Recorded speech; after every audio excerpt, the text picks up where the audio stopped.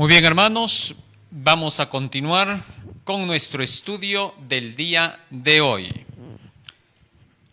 Hace unos breves momentos estuvimos con la meditación del día sábado del Señor y ahora vamos a entrar de lleno en nuestro tema. ¿De qué estamos hablando durante estos días? De las famosas 7 solemnidades que tenía el pueblo de Israel dentro de 3 fiestas grandes que se realizaban anualmente. Ya hemos hablado acerca de las primeras 4 fiestas de la Pascua, de los panes sin levadura, las primicias y el Pentecostés. Y hemos descubierto que estas 4 solemnidades tienen que ver con la predicación del Evangelio que llevaron a cabo los apóstoles y que durante 1810 años hasta 1844 fue proclamado ese Evangelio en el mundo entero. Luego hemos estudiado la fiesta de las trompetas. La fiesta de las trompetas que anuncia la llegada de la expiación, es decir, la hora del juicio. Y estas trompetas representan a la proclamación del mensaje de los 3 ángeles que deben ir al mundo entero. Hoy vamos a descubrir qué cosa es la fiesta de la expiación. ¿Por qué la fiesta de las trompetas tanto llamaba la atención? A estar preparados para esa fiesta de la expiación. Obviamente no vamos a repetir lo que ya hemos estudiado en cómo se realizaba el ritual de la expiación. Hoy no vamos a hablar de eso. Hoy vamos a hablar de a qué representa la fiesta de la expiación en nuestros días y cómo se la lleva a cabo. Para eso vamos a hacer una oración para poder empezar con nuestro tema.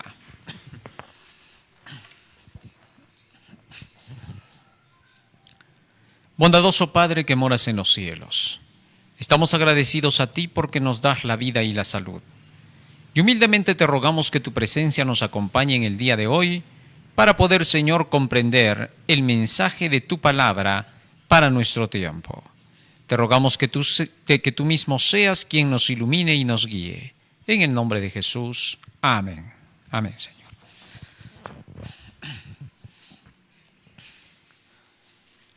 Muy bien. Una vez que el mensaje del primer ángel fuera proclamado, anunciando que ya llegaba la hora del juicio, que ya hemos mencionado que era el día de la expiación, entonces se llevaba a cabo esta expiación o borramiento de los pecados. Una vez al año se realizaba el día de la expiación. La orden de Dios a Moisés fue que su hermano, Aarón, el sumo sacerdote, tuviera que realizar esta obra. No podía entrar todas las veces que quería al lugar santísimo, puesto que en el lugar santísimo del santuario, allí es donde se celebraba el día de la expiación. En la imagen que tenemos del santuario, por un momento la ponemos, aquí en el santuario, en la parte interna donde estaba el tabernáculo, era un templo que estaba dividido en 2 por un velo, y en la parte del fondo mismo se encontraba el arca del pacto, donde estaban los 10 mandamientos. Es ahí donde se tenía que hacer el rito de la expiación. Pero mientras eso ocurría, en la parte externa estaba todo el pueblo y ellos tenían una obra que hacer. En ella nos vamos a ocupar porque de eso se trata el que nosotros hoy celebremos el día de la expiación. Nuestro Señor Jesús está ya en el santuario celestial y está realizando la tarea de presentarse frente a Dios el Padre, allá donde esté el arca del pacto con los 10 mandamientos, en el lugar santísimo. Esa es la tarea que Jesús está haciendo allá arriba en el cielo y que la va a llevar a cabo hasta el fin del tiempo de gracia. Pero mientras Él lleva a cabo esa labor, al igual que la gente que estaba afuera, nosotros veremos qué tenemos que hacer. Libro de Levítico, capítulo 23. Vamos a leer el texto bíblico que nos habla del día de la expiación. Dice así, versículo 26. También habló Jehová a Moisés diciendo, verso 27, a los 10 días de este mes séptimo será el día de expiación. Fíjate lo que dice acá, a los 10 días de este mes séptimo. El primer día del mes séptimo era la fiesta de las trompetas y 9 días más tarde venía el día de la expiación. Tendréis santa convocación y afligiréis vuestras almas y ofreceréis ofrenda encendida a Jehová. El día de la expiación tenía un propósito específico. Libro de Hebreos.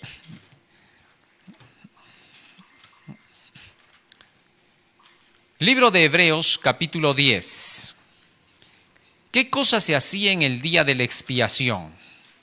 Aquí lo explica el apóstol Pablo. Versículo 1 al 3. Porque la ley, teniendo la sombra de los bienes venideros, no la imagen misma de las cosas, nunca puede por los mismos sacrificios que se ofrecen continuamente cada año, está haciendo memoria de la expiación, cada año, hacer perfectos a los que se acercan. De otra manera cesarían de ofrecerse, pues los que tributan este culto, limpios una vez, no tendrían ya más conciencia de pecado. Pero en estos sacrificios, cada año se hace memoria de los pecados. Esto sin duda es el día de la expiación, puesto que esta expiación se realizaba una vez por año. El apóstol ahora, hablando de esta acción, dice, cada año se hace memoria de los pecados. Y es que en el día de la expiación, cuando el Señor bajaba para poder llevar a cabo una obra de juicio, estaba mirando los casos de todos los que estaban allí afuera. Y si se encontraba alguien que no se había afligido, es decir, que no estaba arrepentido, ¿cuál era su sentencia? Quitado del pueblo. Dice acá, verso 28, ningún trabajo haréis en este día, porque es día de expiación para reconciliaros delante de Jehová vuestro Dios. Verso 29, porque toda persona que no se afligiere en este mismo día será cortada de su pueblo. De ahí que entonces era un día en el cual Dios veía quién se había afligido y quién no se había afligido. Es decir, quién se había arrepentido o quién no se había arrepentido de sus pecados. Si alguien no se hubiera arrepentido allí afuera, Dios inmediatamente sabía quién era. ¿Y qué hacía? Será cortado del pueblo, será quitado de la congregación. Yo destruiré a la tal persona, dijo el Señor. Fíjate lo que dice acá. Verso 30. Y cualquiera persona que hiciere trabajo alguno en este día, yo destruiré a la tal persona de entre su pueblo. Tan solemne era el día de la expiación, tan importante era para estar en reconciliación con Dios, para que les vaya bien, que Dios decía, si alguien no se aflige, si alguien no se arrepiente, traerá la consecuencia de su pecado sobre él, es decir, perecerá. Ahora, esto no era arbitrariamente de parte de Dios, sino que la paga del pecado de no arrepentirse iba a traer su propia desgracia al individuo. Así es como sucede hasta el día de hoy. En el libro de Gálatas, capítulo 6, versículo 7, el apóstol Pablo dice, todo lo que el hombre sembrare, eso también cosechará. O sea, si nosotros no buscamos el arrepentimiento genuino, cosecharemos el resultado de nuestras propias acciones. Eso es lo que está diciendo. Y a eso se basa cuando dice, yo destruiré a la tal persona. Dios siempre se pone como responsable del resultado que Él ha predicho que va a suceder. Por eso dice, yo destruiré. No es porque Dios baja ese día y te destruye, no. Lo que pasa es que Él se pone como responsable porque Él advirtió y dijo, en esto terminará. Y te darás cuenta que yo tenía la razón, es lo que está diciendo el Señor. Muy bien, ahora, teniendo eso en cuenta, dice acá que ese día todos debían afligir sus almas. En un momento vamos a descubrir de qué se trata eso. Muy bien. Sigue diciendo el versículo 31. Ningún trabajo haréis. Estatuto perpetuo es por vuestras generaciones en donde quiera que habitéis.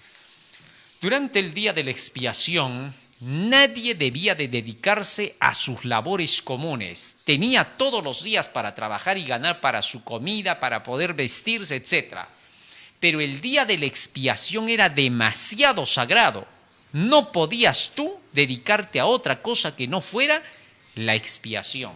Porque para Dios era sumamente importante que este pueblo de Israel pudiera estar tan limpio y tan reconciliado con Dios que Satanás no tuviera nada para sacarles de ventaja a fin de que no sean destruidos y que sus enemigos se burlen de ellos diciendo, su Dios no los pudo ayudar ni los pudo proteger. Para que eso no pasara, Dios decía hay que ser estrictos. ¿Qué cosa? Tendrá que ser un día completo de descanso. Dejaréis vuestras ocupaciones. Hasta tal punto se dejaba la ocupación ese día que se le llamaba en el versículo 32, día de reposo será vosotros, es decir, día sábado será para vosotros. Estos eran los sábados ceremoniales o feriados. Día feriado será para ti. Y afligiréis vuestras almas. Comenzando a los 9 días del mes en la tarde, de tarde a tarde, guardaréis vuestro reposo. Ahora bien, el Señor declaró que debían de afligir sus almas ya desde la puesta del sol del día anterior para que pudieran entrar en el día de la expiación. Así era como entonces aquellos que se preparaban podían soportar en el momento en que se llevara a cabo ese juicio determinante para saber quién se arrepintió y quién no. Muy bien, en el libro de San Lucas se nos dice que mientras esta hora se estaba llevando a cabo con la expiación o borramiento del pecado, el pueblo se encontraba orando en la parte externa. ¿Qué oraba? Allí es donde estaba afligiendo su alma. San Lucas capítulo 1, versículo 10 dice, y toda la multitud del pueblo estaba afuera orando a la hora del incienso. La hora del incienso es cuando el sumo sacerdote estaba en el lugar santísimo para poder llevar a cabo el borramiento de los pecados.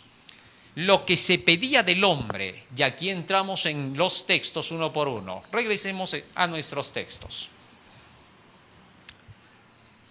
Levítico 23, 26 y 27. También habló Jehová a Moisés diciendo, a los 10 días de este mes séptimo será el día de expiación, tendréis santa convocación. Santa convocación ya hemos dicho, ¿no? Un llamado a la solemnidad. Y afligiréis vuestras almas.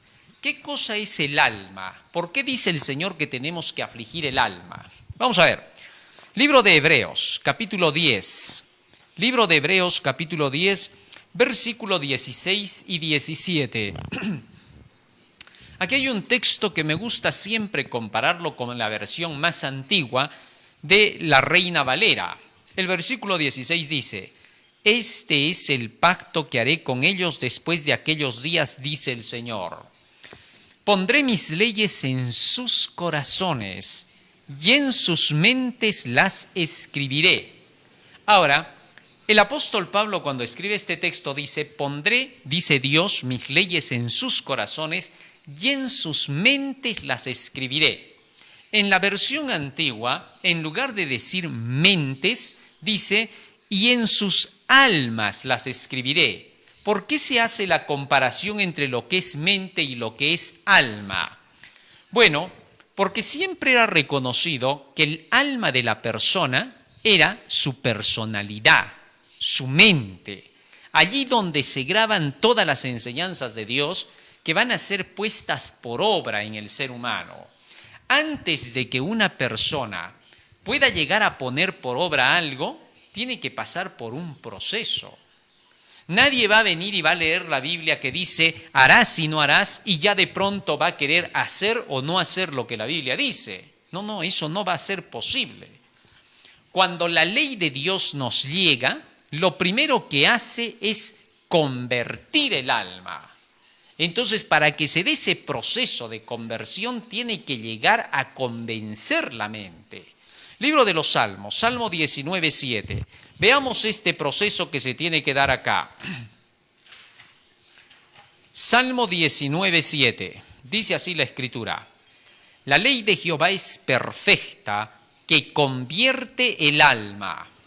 Ahora bien, la ley tiene entonces el propósito de tener que convertir a la persona, convertir su mente. ¿Por qué tiene que convertir la mente? Bueno, porque nuestra mente ha tenido ideas equivocadas. Y esas ideas equivocadas son las que prácticamente controlan nuestra vida. Y a menos que esas ideas equivocadas salgan de nuestra mente, será imposible que la persona pueda decidir un cambio. Por ejemplo, una persona cree que 3 más 3 son 9 y dice 3 más 3, 9. Y viene otra persona y le dice, no, a ver, ¿cómo está esto? 3 más 3 son 6. Y el otro dice, no, a mí mi papá me ha dicho que 3 más 3 son 9. Sí, bueno, pero yo en el colegio he aprendido que 3 más 3 son 6. Y el otro dice, no, que son 9. A ver, vamos a la demostración.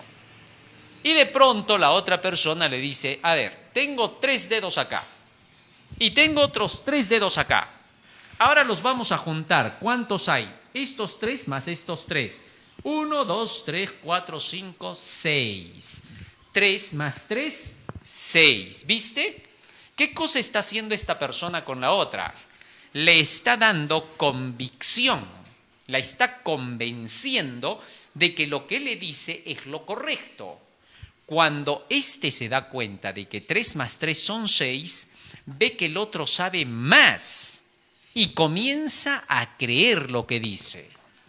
Y ahora, convencido de eso, cambia su ideal y deja de pensar que 3 más 3 son 9 y ahora piensa que 3 más 3 son 6, porque se le demostró. ¿Qué se le llamó a ese acto? Se convirtió.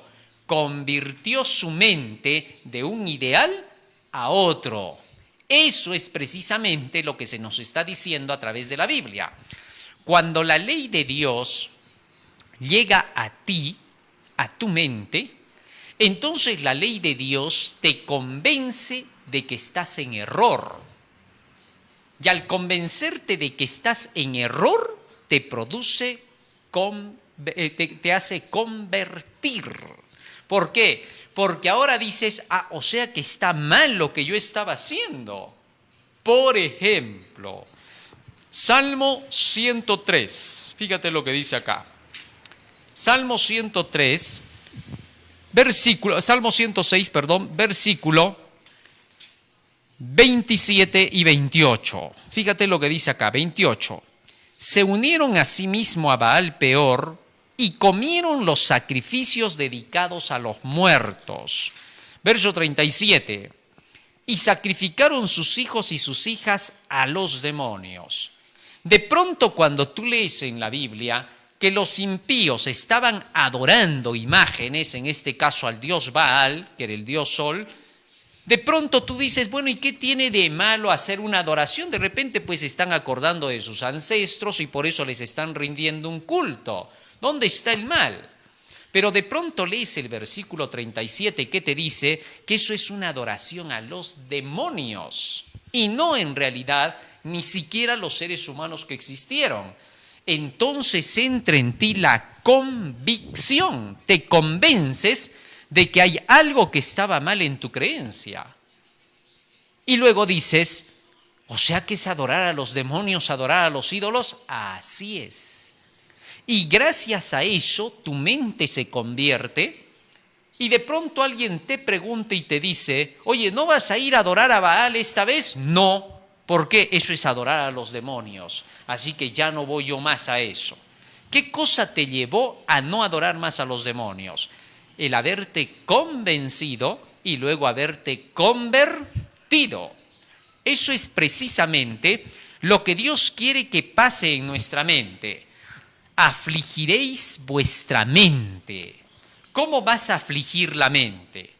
¿Cuál es el artefacto que va a afligir tu mente? Va a ser la ley de Dios, que a través del Espíritu Santo va a producirte convicción. de todo lo que tú vas leyendo y estudiando. El Espíritu Santo te irá convenciendo, como lo dijo Jesucristo. Fíjate lo que dijo Jesús en el libro de San Juan. Y es que la tarea que el Señor quiere que se realice en nosotros es precisamente esta: el que nosotros podamos ser convencidos. San Juan capítulo 16, versículo 8. Hablando del Espíritu Santo, dijo Jesús: y cuando Él venga, el Espíritu, convencerá al mundo de pecado, de justicia y de juicio.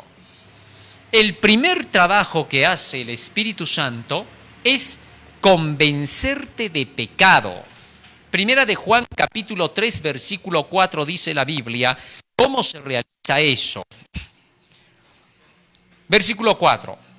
Todo aquel que comete pecado infringe también la ley, pues el pecado es infracción de la ley. ¿Qué te parece? Así que entonces cuando el Espíritu Santo te muestra a través de las Escrituras, porque el Espíritu solo trabaja con la verdad, te muestra a través de las Escrituras que el pecado es transgresión de la ley, te está convenciendo. Ahora, una vez que te ha dicho eso, ahora tú vas a analizar en este libro todas las veces que los hombres cometieron pecado y por qué se le llama a eso transgresión de la ley y qué resultados trae el pecado.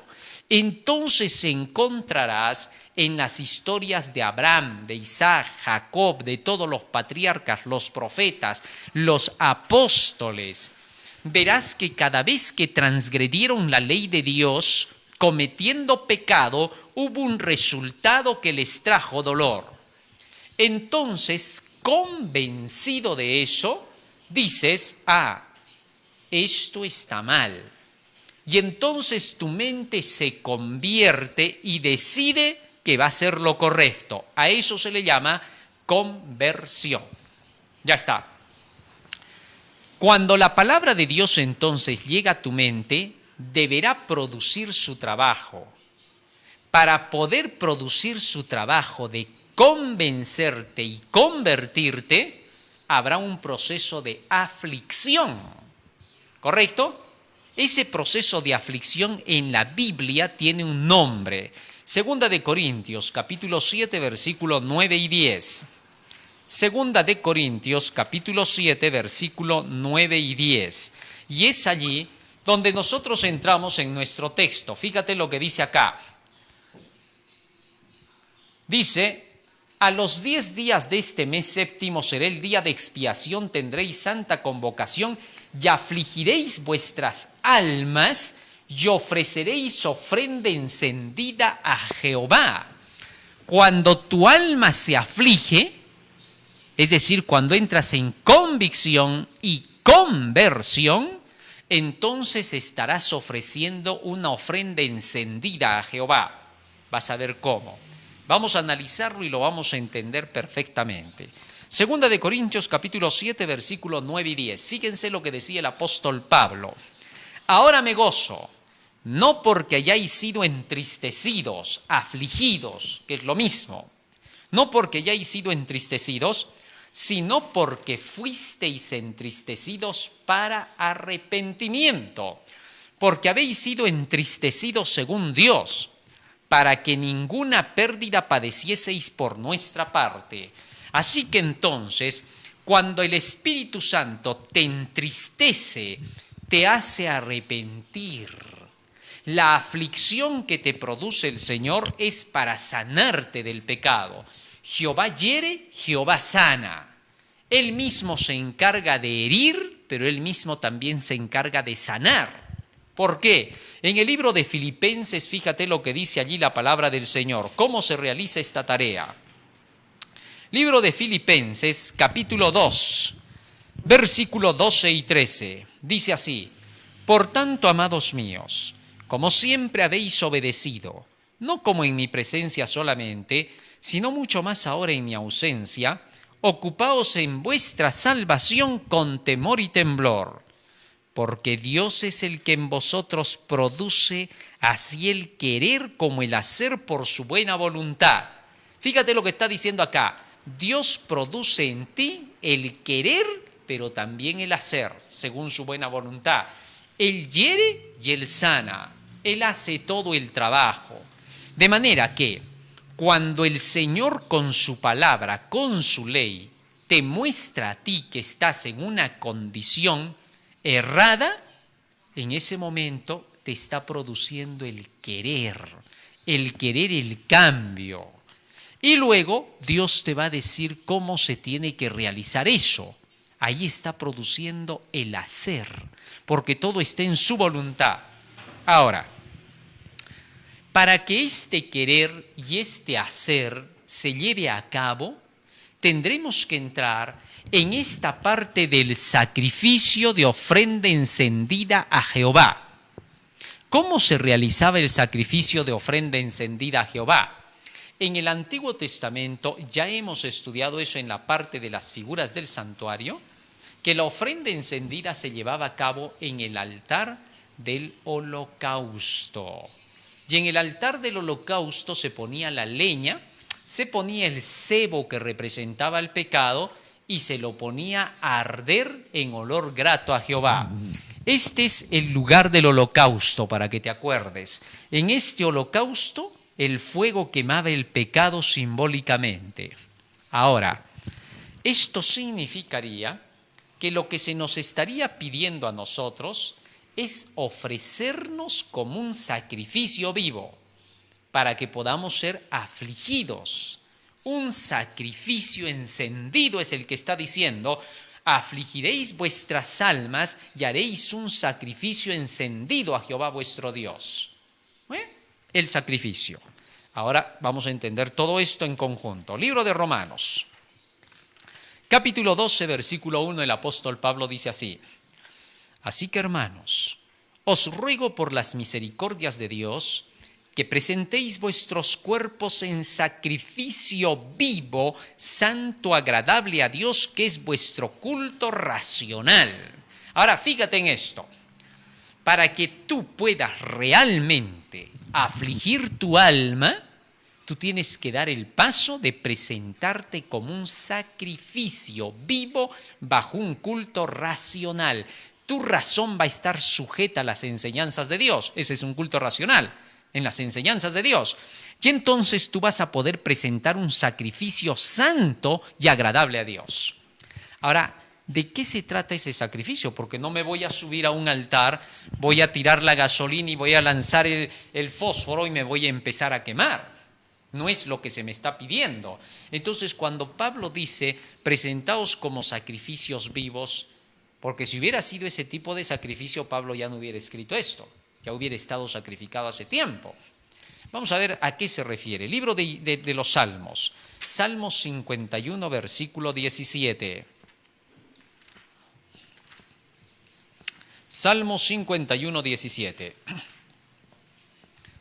Dice la Escritura: los sacrificios de Dios son el espíritu quebrantado, al corazón contrito y humillado no despreciarás tú, oh Dios. Ajá. O sea que el sacrificio del holocausto que vamos a presentar al Señor va a hacer que cada uno de nosotros llegue, uno, a tener el espíritu quebrantado. ¿Qué cosa es el espíritu quebrantado? Vamos a ver cómo las comparaciones de los símbolos nos van a llevar siempre a lo mismo. El espíritu, vamos a ver. Libro de Efesios. ¿Qué decía el apóstol Pablo que era el espíritu en el ser humano? Libro de Efesios. Fíjate lo que dice aquí, en el capítulo 4 y en el versículo 23. Y a renovaros en el espíritu de vuestra mente. Ajá, la mente, que es esta parte que hace un momento vimos, que es donde Jesús escribirá sus leyes en nuestras mentes, es el espíritu del hombre. Teniendo eso en cuenta, quiere decir entonces que para que se pueda quebrantar el espíritu, estaríamos hablando de quebrantar la mente.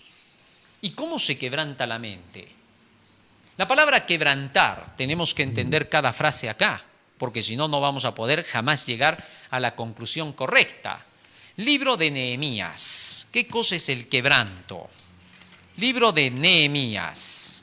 ¿Qué cosa es el quebranto? Capítulo 2. Capítulo 2. Fíjense lo que dice acá. Versículo 2. Cuando Nehemías se presentó ante el rey, Nehemías era el copero del rey, él tenía que estar todo el día sonriendo, aunque sea por gusto, porque ante el rey tú no podías estar con la cara toda deprimida y caída, porque inmediatamente te cortaban la cabeza. Entonces, ¿qué cosa había que hacer? Él tenía que estar contento sirviendo su copa, pero ese día dice que no estaba contento. ¿Cómo estaba? Me dijo el rey, ¿por qué está triste tu rostro? Pues no estás enfermo. Estaba afligido el hombre. Estaba triste, lo que vimos hace un rato. Que el Señor nos entristece para arrepentimiento. Así estaba Nehemías. Sigue diciendo más. Pues no estás enfermo. No es esto sino quebranto de corazón. Entonces temí en gran manera. O sea, el quebrantamiento era la tristeza. Cuando Dios dice que Él nos entristece para arrepentimiento, está diciendo que nos quebranta para arrepentimiento. Entonces, el quebranto, el entristecernos para arrepentimiento significa entristecer la mente. Ahora, quebrantar significa romper, tener el espíritu quebrantado, ese espíritu roto. Ahora la pregunta es, si quebranto es esta tristeza, ese rompimiento de mente, porque se te rompió la mente, por eso estás triste, bueno, eso se llama romper la mente.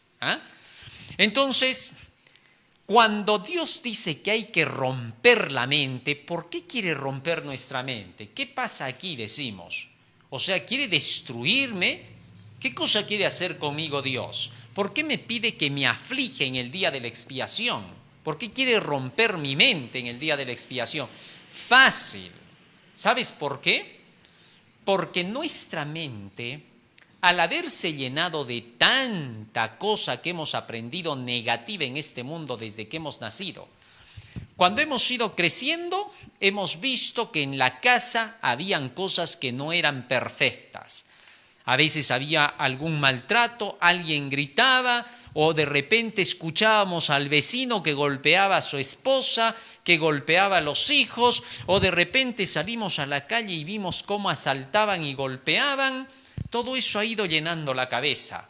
Hemos escuchado groserías por un lado, hemos visto borrachos, hemos visto fiesteros. Muchas veces de repente, mientras no estábamos convertidos, hemos participado en muchas de esas cosas.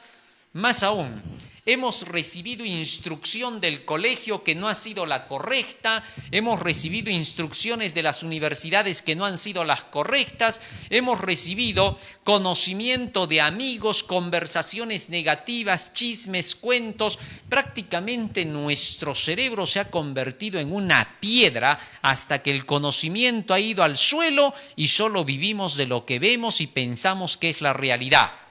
Entonces nuestras mentes se han vuelto de piedra, corazones de piedra se llaman esos. Y entonces, ¿qué dice la Biblia? Jeremías capítulo 23, versículo 29. Jeremías 23, 29. Dice la Escritura. Jeremías 23, 29. A ver, el versículo se nos fue acá. Ahí está. ¿No es mi palabra como fuego, dice Jehová, y como martillo que quebranta la piedra? ¿Qué cosa dice que va a hacer la palabra con nuestro cerebro? Le va a dar combazos, martillazos. ¿Hasta qué? Hasta que se parte esa piedra, ese corazón de piedra, para que se nos ponga un corazón de carne. Ese es el plan de Dios. Así que, cuando nosotros comenzamos a estudiar la palabra del Señor, empezamos a repasarla, esta palabra irá quebrantando nuestro corazón. Por eso es que la gente dice, cada vez que leo la Biblia, más pecador me veo. Pero es que es lógico, ¿qué esperabas? Venir a la Biblia y que la Biblia te diga, oh, eres un santo, eres tan Dios como el Dios que está en el cielo. Tú sí. Imposible. Eso no va a pasar. Eso no pasa ni con los libros del colegio. Cuando tú vas a los libros del colegio y comienzas a mirar y dices que todo esto tengo que aprender, o sea que no sé nada, peor cada vez me veo. Mientras más leo, me doy cuenta que más ignorante soy. Es normal. Igual pasa con la Biblia. Más la lees, más ignorante te vas a ver y vas a decir, todo está mal en mi vida. Qué bonito es cuando llegas a ese punto. ¿Por qué? Porque significa que has despertado a la realidad y que ahora vas a empezar a vivir la realidad como debía de ser. Entonces la Biblia te va mostrando con claridad hasta que tu mente de piedra comienza a romperse en pedacitos. Al quebrantarse así tu mente y partirse en pedacitos y pulverizarse, todo lo que tú creías se deshace. Todos tus ídolos mueren. Y ahora tu mente ha despertado a que tienes que empezar una vida que traiga buenos resultados. ¿Qué se le llama eso? Quebrantamiento de corazón. Dios quería en el día de la expiación que la gente se dedicara precisamente a ese trabajito, a que sea quebrantada su mente y rota para que llegue a entender qué cosas hizo mal y que le diga ese día de la expiación al Señor, Señor, tienes razón, ¿sabes qué? Había yo tenido malas ideas hasta acá. En otras palabras, lo voy a ilustrar. El día de la expiación era así, era como venir a Dios ese día y sentarse en audiencia con Dios. Era el día en que Dios bajaba, porque entraba con la Santa Shequina. Y era como que le decía a Moisés, Moisés, dile a mi pueblo que ya voy a venir para el día 10 de este mes. Así que todos los que tengan preguntas y dudas que vengan, nos vamos a sentar aquí y vamos a conversar para que les salga todas sus dudas. Y vamos a entrar aquí en reconciliación, vamos a entendernos los unos, vamos a hacernos más amigos que nunca. Así que diles que vengan, los que me quieran conocer. Bueno, todos querían conocer a ese Dios. Es como cuando te hablan ahora de un artista gigantesco de la tierra, ¿no? Y tú dices que va a llegar, sí, ya, yo también quiero ir. Y dice que va a dar oportunidad de conversar. Yo quiero sentarme, quiero hacerle preguntas. Así era con Dios. Entonces todo su pueblo se preparaba para ese día. Y tenía que venir dispuesto a recibir toda la instrucción que Dios le diera. Y por eso comenzaban a entrar en el conocimiento, a repasar, a ver, ¿qué me falta?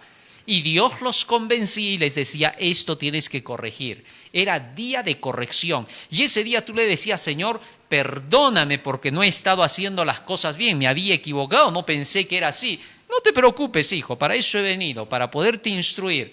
El día de la expiación no era un día feo y horrible porque Dios había dicho, destruiré al tal. No, eso era el resultado que vendría si es que tú no querías aceptarlo de ese día. Pero ese día era tan maravilloso que para ellos se llamaba solemnidad. Muchos ahora a la hora del juicio la ven como terror en lugar de verla como solemnidad. Si es verdad que es terror y hace temer para aquellos que no quieran, al igual que en la antigüedad, hacer la voluntad de Dios para ese tiempo, para aquellos que quieren aprender, es un día de audiencia con Dios donde tú te sientas y escuchas todo lo que tiene para darte. ¿Te diste cuenta ahora? A eso se le llama entonces el quebrantamiento. Un ser superior y sabio puede quebrantar tu mente. El profesor quebranta tu mente con facilidad, ¿te has dado cuenta? Tú vienes al profesor. Profesor, dice que el agua está compuesta de H3O. A ver, repite eso. H3O. No. No es H3O, es H2O. Son dos oxígenos y un hidrógeno. ¿Y cómo mi papá a mí me ha dicho que era H3O? No. No puede ser H3O, es H2O. ¿Correcto? Entonces, ¿qué ocurre? Bueno, sencillo, que cuando el alumno le dice al profesor, mi papá me dijo H3O y el profesor le demuestra que es H2O, el alumno se queda, gracias profesor. ¿Qué pasó en ese momento? El alumno quedó quebrantado de mente. Cambió su mentalidad y ahora tanto que defendía el error, vaya a sus amigos les dice, oye, sí, ¿sabes qué? Tenías razón, ¿por qué? No era H3O, había sido H2O, ¿no? ¿Qué cosa, no? Bueno, y así de simple es como se hace la corrección. Igual quiere Dios que tengamos esa mente de un niño como para poder reconocer cuando Él nos da la instrucción, si está escrito algo en su palabra, ya no lo discutimos, ya no le buscamos más. Dios lo dijo y así es. ¿Comprendiste? Entonces a eso se le llama quebrantamiento de corazón.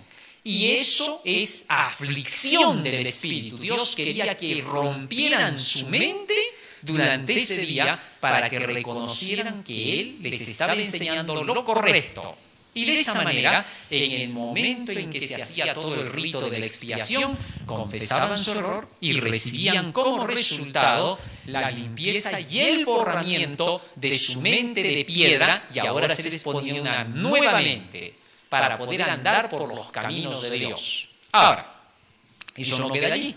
Nos dice todavía Salmos 51, 17. Regresamos a nuestro texto y vemos qué es lo que más se dice acá. Los sacrificios de Dios son el espíritu quebrantado. Ya entendimos hasta ahí. Al corazón contrito. Luego de que venía el quebrantamiento, donde Dios te demostraba cuál era tu error, ahora venía la contrición. ¿Qué cosa es la contrición? Ahí en el mismo Salmo 51 se nos explica lo que es la contrición. Salmo 51, 3. Dice el salmista David, versículo 3, porque yo reconozco mis rebeliones. Fíjate lo que era contrición, reconocer las rebeliones. Por eso que cuando tú vas al diccionario y buscas la palabra contrición, dice acto de estar en reconocimiento. ¿El reconocimiento de qué? De haber pecado. Por eso David decía, reconozco mis rebeliones y mi pecado siempre está delante de mí. Contra ti solo he pecado y he hecho lo malo delante de tus ojos para que seas reconocido justo en tu palabra y tenido por puro en tu juicio. Entonces, una vez que tú reconoces que estabas equivocado, simplemente decías, Señor, perdóname en este punto porque está equivocado. Yo pensé que así habían que hacer las cosas. O lo otro, bueno, sí, lo estuve haciendo porque, bueno, el mal pues me ganaba, Señor, pero tienes razón, tengo que cambiar. ¿Qué se llama eso? Quebrantamiento y contrición. Entonces, cuando la persona entraba en quebrantamiento y pasaba a la contrición, al reconocimiento, venía un tercer paso. ¿Qué nos dice?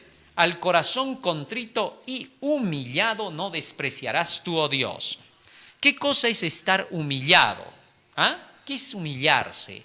Porque Dios tampoco no va a tratar de presionarte hasta aniquilarte. Tú también tienes que someterte, aprender a humillarte. Fíjate qué cosa es humillarse según la Biblia. Vamos a ver. Libro de Filipenses, capítulo 2. Filipenses capítulo 2. Mira lo que dice allá. Filipenses capítulo 2, versículo 6 hasta el 10. ¿Qué explica aquí el apóstol Pablo? Dice así la Escritura. Hablando de Jesús, el cual siendo en forma de Dios no estimó el ser igual a Dios como cosa que aferrarse, sino que se despojó a sí mismo tomando forma de siervo hecho semejante a los hombres, y estando en la condición de hombre, se humilló a sí mismo, haciéndose obediente hasta la muerte y muerte de cruz. Fíjate lo que dice, se humilló a sí mismo, haciéndose obediente hasta la muerte y muerte de cruz. O sea que humillarse es hacerse obediente, si es posible, hasta la muerte. Ahora, Jesús mismo, para humillarse, ¿qué cosa hizo? Dice, siendo en forma de Dios, no estimó ser igual a Dios, sino que ¿qué hizo? Se bajó a la condición de siervo. Eso es humillarse. ¿Qué cosa? Ante Dios sobre todo. Cuando tú haces caso a lo que Dios te dice en su palabra, contradiciendo a tu propio yo. Tú puedes tener 100.000 ideas, tú puedes haber aprendido en 100.000 universidades y puedes defender tu error porque por años lo has creído así y tú has pensado que los sabios de esta tierra te estaban diciendo lo correcto. Entonces Dios te dice, deja todito eso a un lado, empújalo contra tu yo y deja que te enseñe yo para ver si tengo la razón. Eso es lo que te dice Dios. ¿Qué te parece? Y cuando tú te dejas enseñar por Él, eso significa acto de humildad. Aprended de mí que soy manso y humilde de corazón, dijo Jesús, y hallaréis descanso para vuestras almas. San Mateo 11:29. Tal es así que entonces, para que tú puedas llegar al acto de humillación, eres tú el que tiene que hacerlo. Tú tienes que someter tu mente. Cuando tú no sometes tu mente, muchas veces Dios lo hace por ti y te ayuda. Pero jamás te va a hacer dar más pasos después de eso si tú no quieres. ¿Ah? ¿Sí? Fíjate lo que dice el salmista acerca de cómo es que el Señor lo humilló. Sí, hay momentos en que Dios actúa, pero eso es cuando tú se lo permites para que te vaya bien. Él dice claramente que es necesario a veces que nosotros tengamos que entrar en ese terreno porque somos duros de corazón. De otra manera Dios no podría ayudarnos. Tiene que actuar a veces, muchas veces, con fuerza para que nosotros podamos recién comprender. Dice el salmista, bueno me es haber sido humillado para que aprenda tus estatutos. Bueno me es haber sido humillado. Qué bonito, ¿no? Pero ¿cómo hizo eso Dios?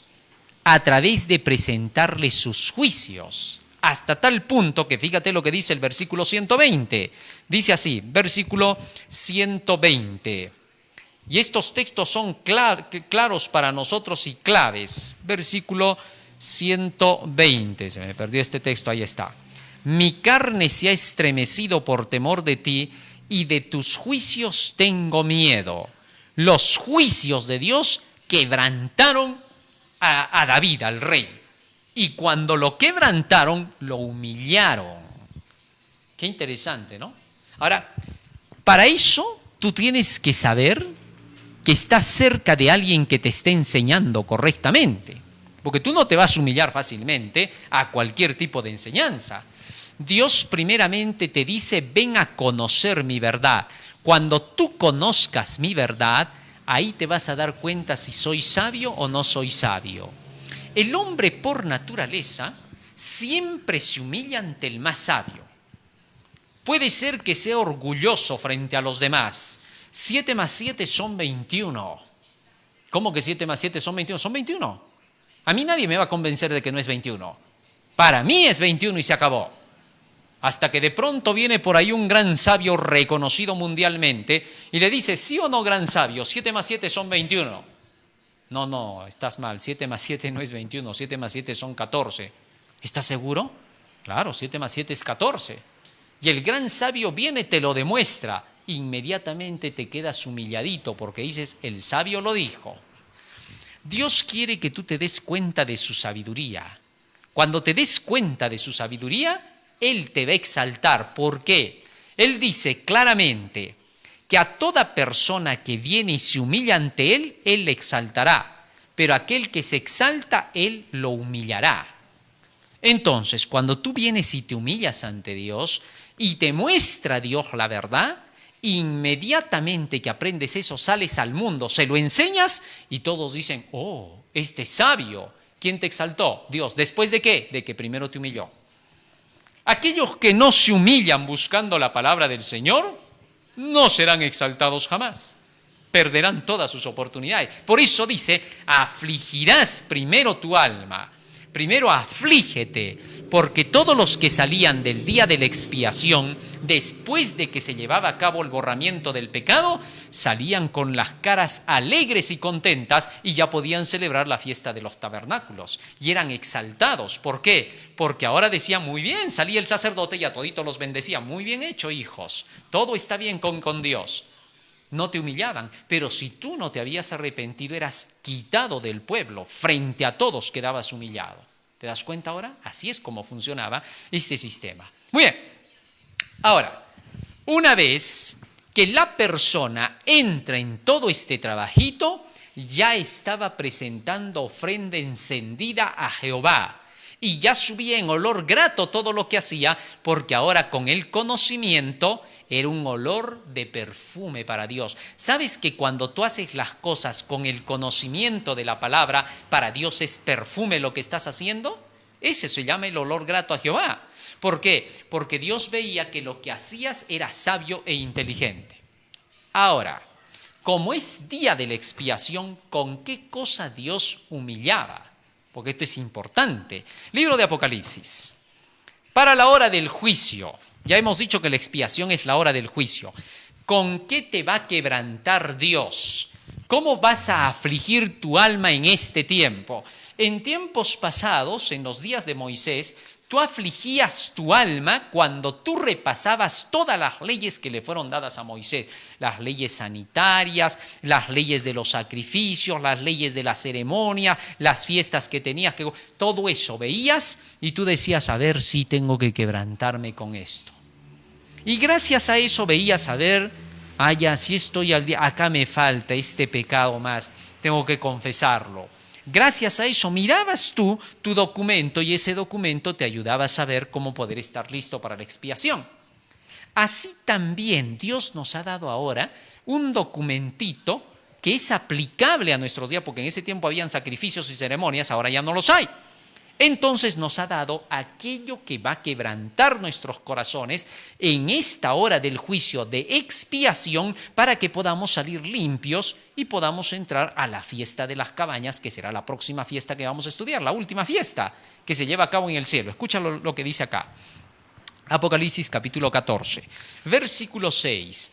Vi volar por en medio del cielo a otro ángel que tenía el evangelio eterno para predicarlo a los moradores de la tierra, a toda nación, tribu, lengua y pueblo, diciendo a gran voz, temed a Dios y dadle gloria, porque la hora del juicio ha llegado, y adorad a aquel que hizo el cielo, la tierra, el mar y las fuentes de las aguas. ¡Ajá! O sea, lo que Dios te está pidiendo acá, ¿qué cosa es?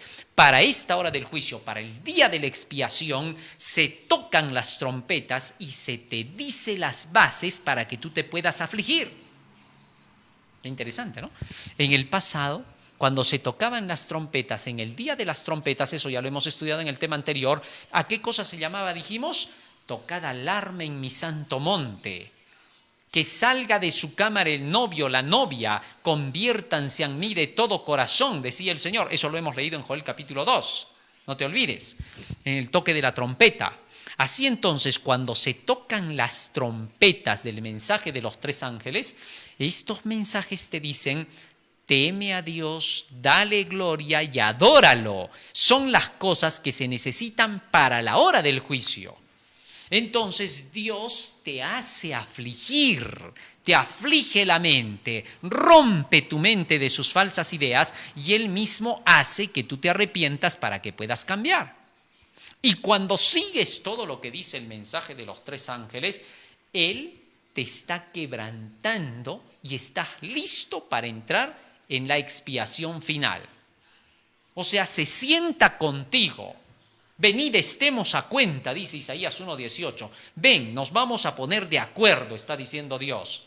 A ver, cuéntame todo, que yo voy a limpiarte. Qué interesante. Entonces, para que tú cuentes en qué están tus males, primero te tienen que decir cuáles son tus males. Y Apocalipsis 14, 6 al 12 te dice cuáles son tus males, para que al reconocerlos entonces te libres de ellos y puedas entrar a la fiesta de la salvación. Ahora, veamos cómo es esto. El primer punto te dice temed a Dios, ¿correcto? Cuando tú aprendes lo que es el temor a Dios, ya empezaste a dar los pasos de tu aflicción personal y ya vas camino ¿a qué? A la transformación. Con eso te va convenciendo el Señor. Tú tienes que convencerte buscando los textos de la Biblia qué cosa es el temor a Dios. Deuteronomio 6:2 dice, para que temas a Jehová tu Dios guardando sus mandamientos. Luego analizas qué cosa es darle gloria. Y la Biblia dice, en esto es glorificado mi Padre, en que llevéis mucho fruto y seáis así mis discípulos, San Juan 15:8. Y luego, adorar al Creador. De sábado en sábado vendrá toda carne a adorar, ha dicho Jehová. Luego, la hora del juicio. Quiere decir que hay libros en el cielo, el libro de la vida, el libro de memorias y el libro de la muerte. ¿Y cómo puedo estar yo en el libro de la vida? A medida que estudias eso, entras en el proceso de aflicción de carne en esta hora del juicio. ¿Te diste cuenta? Es que es así, para saber si estás en el libro de la vida o si estás en el libro de la muerte. Dios quiere que al estudiar estos temas del mensaje de los tres ángeles, tu mente se rompa a tus falsas ideas y que entonces entres en aflicción de mente para que puedas presentar tu sacrificio en ofrenda encendida a Jehová al leer la Biblia quemando todos tus males. Así es como Dios trabaja. Pero no solamente eso.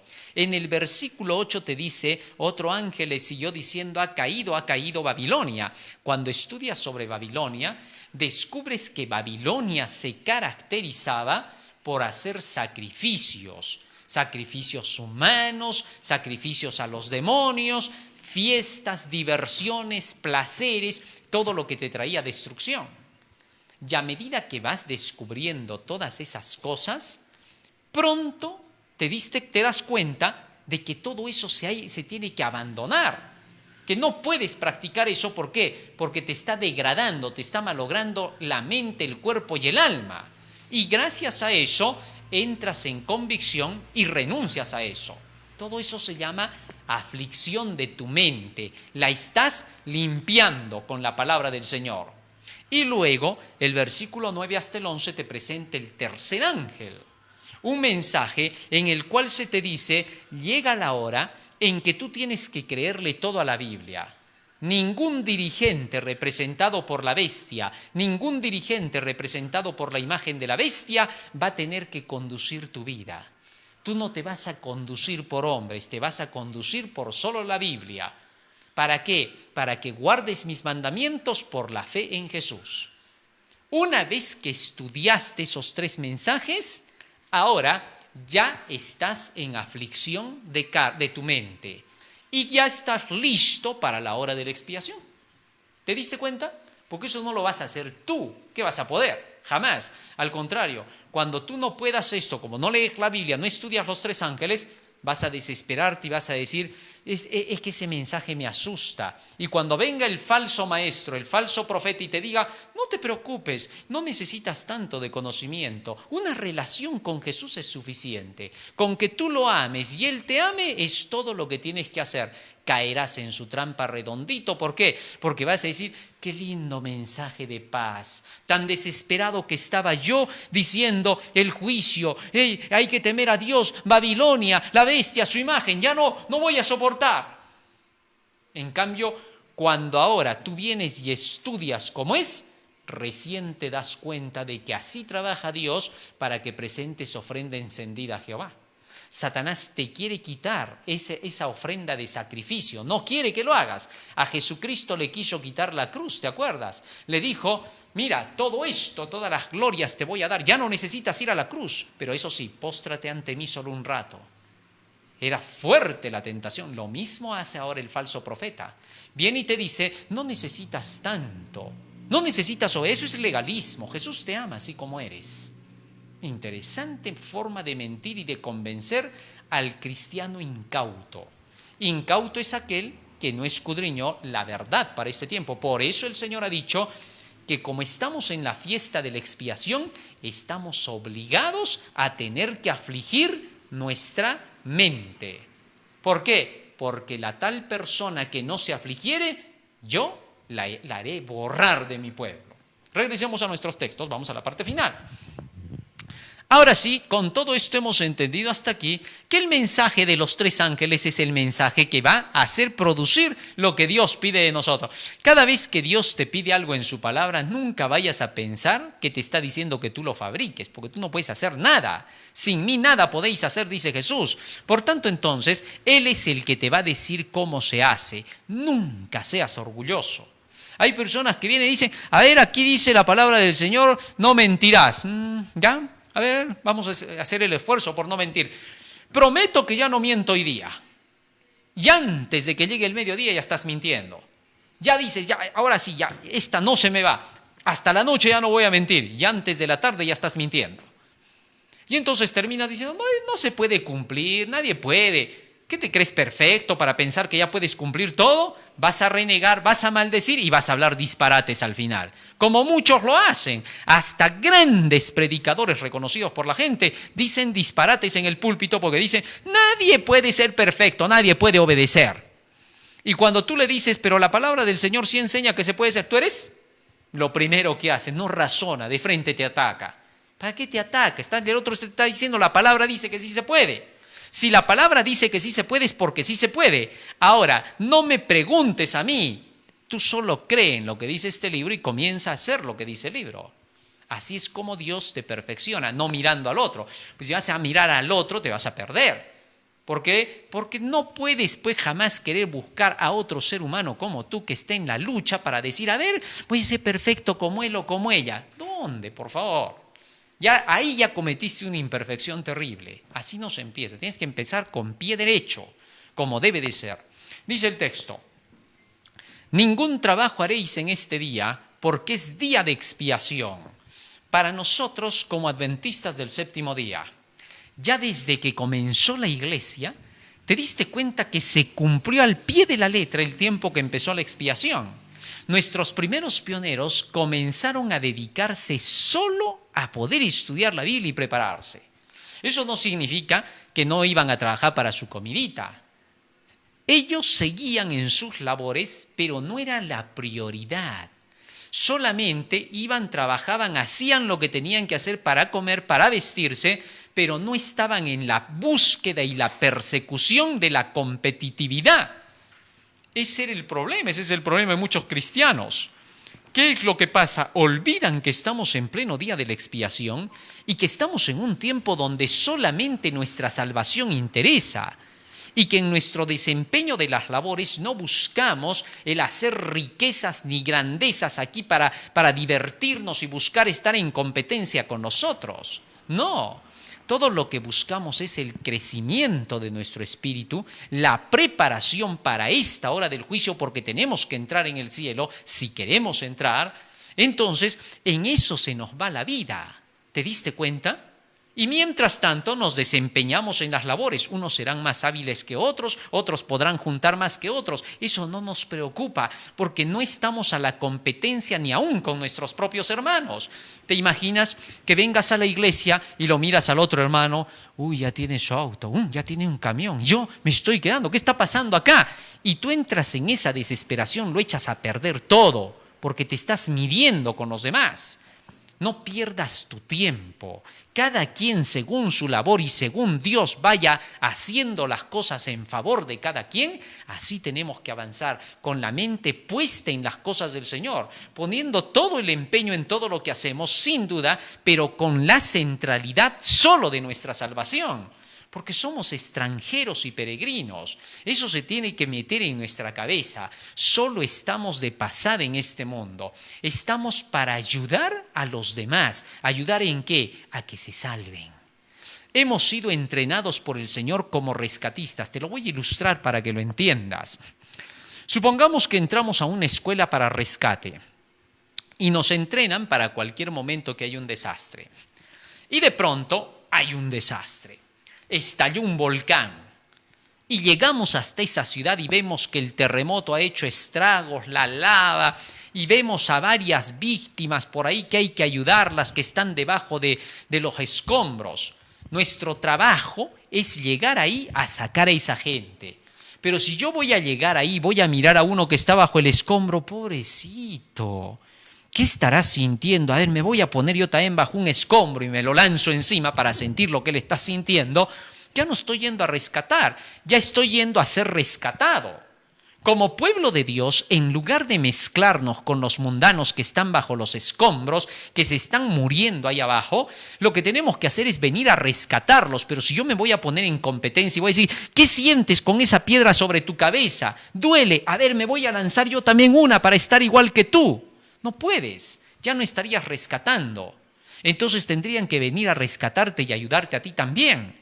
Para que eso no te pase, no entres en la competencia con la mundanalidad. No tienes que hacerlo. Tu trabajo es sacar de la mundanalidad al mundano. ¿Cómo tú vas a sentir pena diciendo, cómo aquellos se van a la discoteca y yo no? ¿Cómo ellos son tan felices con todo lo que hacen y yo no? ¿Cómo puede ser que aquellos se diviertan y yo no? ¿Cómo vas a decir eso? No puedes estar descabezado. Tú estás viniendo a sacarlos de eso a ellos, tu misión es rescatarlos y tú te vas a meter ahora también a ser uno más de ellos para dar más trabajo y hacer más difícil la salvación. No tiene sentido. Ahora, ojalá que entendamos eso y nos demos cuenta de que este es un día de expiación. Ningún trabajo de siervos haréis. Tan solo dedícate a tu preparación, como que en eso se te va la vida. Así es como debemos de estar, con la mente puesta en estas cosas. Y mientras tanto, para los extremistas que piensan que estoy hablando de más, les digo, mientras desarrollan sus actividades según lo que Dios permita. No tienes por qué entrar en la competitividad. El cristiano no entra en eso. ¿Cómo vas a entrar en la competitividad con el gobierno de Satanás? No tiene sentido. Este mundo está gobernado por poderes de las tinieblas. Y en este mundo nosotros tenemos que ser luces para salvación, no postes falsos que indiquen el camino errado. Cientos de iglesias se levantan, el evangelio de la prosperidad, todo es dinero, traigan más dinero. No puede ser, eso no tiene ningún sentido. Cientos están en eso. Y por esa razón, cuando se les predica así, dicen, este está predicando por dinero, porque aman el dinero, su avaricia los tiene así.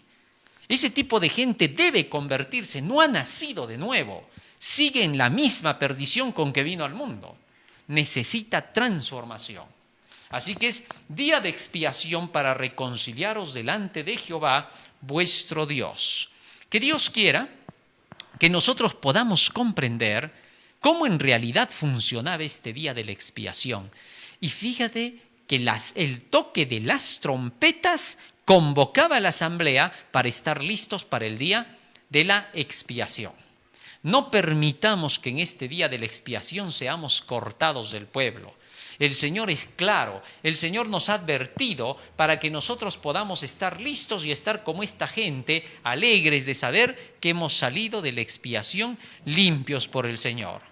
Muy bien, con esto hemos aprendido cómo se llevaba a cabo esta solemnidad y solo nos queda la solemnidad de la fiesta de las cabañas. Vamos a pedirle al Señor que Él nos ayude para poder estar siempre alertas a la hora en que vivimos, afligiendo nuestras almas en ofrenda encendida a Jehová, es decir, con el estudio de la Biblia. Hermano querido, haz tu año bíblico.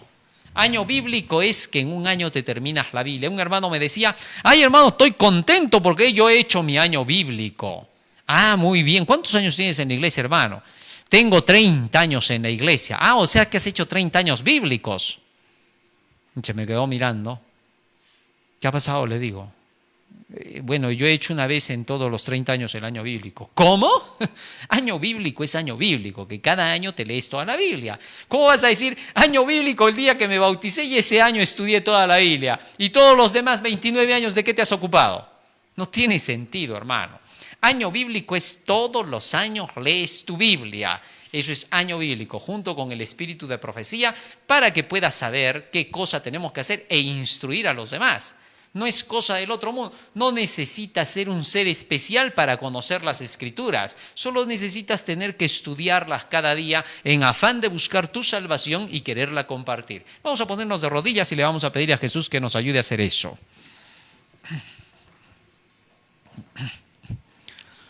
Bondadoso Padre que moras en los cielos, te damos gracias, Señor, porque nos has dado la oportunidad de conocer un tema más en relación, Señor, con aquellas fiestas que se llevaban a cabo en tu pueblo en la antigüedad y que hoy, Señor, las estamos llevando a cabo cumpliendo los símbolos de cada una de estas fiestas. Te rogamos que nos ayudes a atesorarlas en nuestra mente y corazón y que sean el motor que impulse nuestras acciones. Danos, Señor, más y más conocimiento y sabiduría de tu palabra para que esta palabra, Señor, sea aquella que convierta nuestras almas y que nos lleve, Señor, a estar listos constantemente en esta hora del juicio. Porque te lo rogamos en el nombre de Jesús. Amén. Amén, Señor. Muy bien, con este tema hemos aprendido entonces la expiación. No te olvides que dentro de este periodo de las 3 últimas fiestas solemnes está nuestra predicación. Hasta aquí ya hemos descubierto predicar los 3 ángeles y anunciar la hora del juicio. Ya tenemos 2 cosas que tenemos que anunciar. Como los apóstoles tenían 4 cosas que anunciar, hasta acá nosotros tenemos 2 cosas que anunciar. Repito, los mensajes de los 3 ángeles y el día de la expiación, es decir, el santuario. Y en nuestro siguiente tema vamos a ver que hay que añadir un temita más que vamos a predicarle a toda la gente. La fiesta de las cabañas con la segunda venida de Cristo. No te olvides, estamos en Face, estamos en Twitter, estamos en YouTube. En esos canales estamos en el canal del Último Llamado Divino. La Asociación de Universitarios Adventistas AUGA, también el Último Llamado Divino. Ahí nos pueden sintonizar. Pasa la voz a todos tus amigos, pasa la voz a las iglesias, a nuestros pastores, a todos los que tú conozcas que escuchen este mensaje, para que podamos compartirlo al mundo. Necesitamos ahora estar preparados con todo esto. Radio Líder, 5 de la tarde para la localidad. AM 1240, FM 987.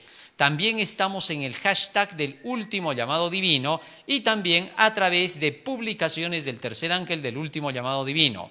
Magazine de Buena Fuente. Estamos allí también con todos nuestros temas de Daniel, Apocalipsis y los temas de fondo del estudio de la Biblia. Así que tenemos bastante para poder comer en este tiempo. Hay alimento en la casa del Señor. La mesa del Señor está servida para que nosotros podamos disfrutar de ella.